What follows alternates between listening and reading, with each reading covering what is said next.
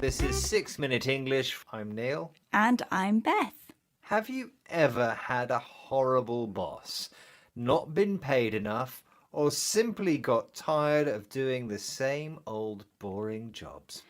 I love presenting 6 Minute English, of course, but some of my previous jobs have been pretty awful, Neil.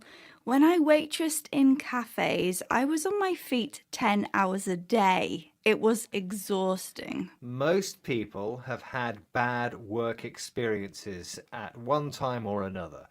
Maybe a job that was boring, badly paid, or just working too much and getting burned out, lacking energy or enthusiasm because of working too hard. But does it have to be like this? Since most of our waking day is spent at work, how can we make sure our job doesn't make us unhappy?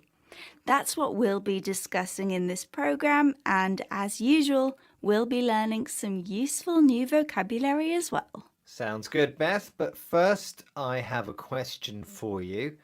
The worst job I ever had was the summer I spent working as a portable toilet cleaner at music festivals.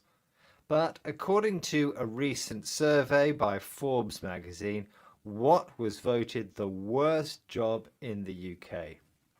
Was it A, a call centre worker, B, a bartender, or C, a traffic warden? I think the answer might be a call centre worker.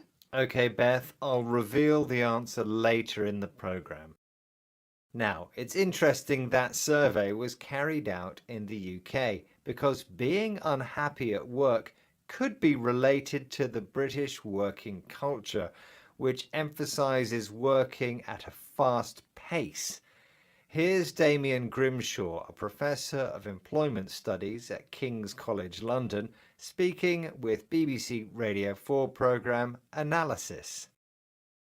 Really, it's all about pace, cost efficiencies, meeting targets, deadlines.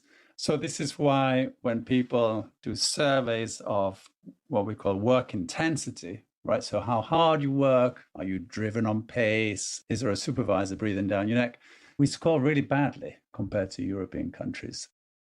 Compared to some European countries, British workers have to meet more targets and deadlines, a time or date by which a particular job must be finished. The pressure to work quickly means you might have your boss breathing down your neck, an idiom meaning that someone is watching you very closely and checking everything you do.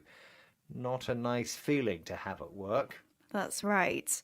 A good job is about more than pay and conditions. It's one that uses your talents and gives you some choice over how and when you work. In 2022, Britain's biggest employer, the National Health Service, or NHS, lost more than 15,000 nurses, many quitting because of the long and inflexible working hours. Another sector with long working hours is the construction industry.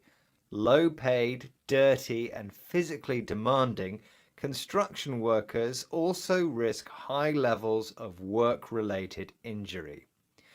Here, Emma Stewart, co-founder of social business Timewise, tells BBC Radio 4 programme Analysis about her trial project to help builders enjoy their jobs more. In the work that we've done within the construction industry, we have trialled what we would call an output-based way of working, which means we shift away from this sense of presenteeism, this sense of you are paid by the day, you are on site from 7 in the morning until the last person leaves, maybe 7 in the evening, to a task-based way of working, which means you are going to do 5 tasks over the course of this day. When you've done those tasks and you've done them well, you can go home, but we will still pay you the same amount for the day. They were able to deliver the projects that we worked on with them on time, on budget, but critically, the feedback from workers was that work-life balance scores doubled and they were able to reduce the amount of overtime that they did. It's a win-win. Emma describes the current working patterns using the word presenteeism, staying at work longer than usual or going to work when you're ill to show that you work hard. But this isn't an effective way to work. Emma thinks a task-based approach is better, both at getting the job done and for improving work-life balance. The amount of time you spend at work compared with the amount of time you spend relaxing with your family and doing things you enjoy. In other words, flexible working is a win-win, a situation that's good for everyone involved. Maybe more flexible working would help some of the jobs I mentioned earlier in my question, Beth. According to a recent Forbes magazine survey, what was voted the worst job in the UK? I guessed it was a job I've done myself, working in a call centre. That was the correct answer, although I think my summer job cleaning toilets was even worse. Right, let's recap the vocabulary we've learned from this program, starting with burnout. Lack of energy or enthusiasm because of working too hard. A deadline is the time by which a particular job must be done. If someone is breathing down your neck, they're watching you very closely and checking everything you do. Presenteeism means staying at work longer than usual to show your employer that you work hard and are important to them. Work-life balance is the amount of time you spend doing your job compared with the amount of time you spend doing things you enjoy. And finally, a win-win is a situation or result that is good for everyone. Once again, our 6 minutes are up.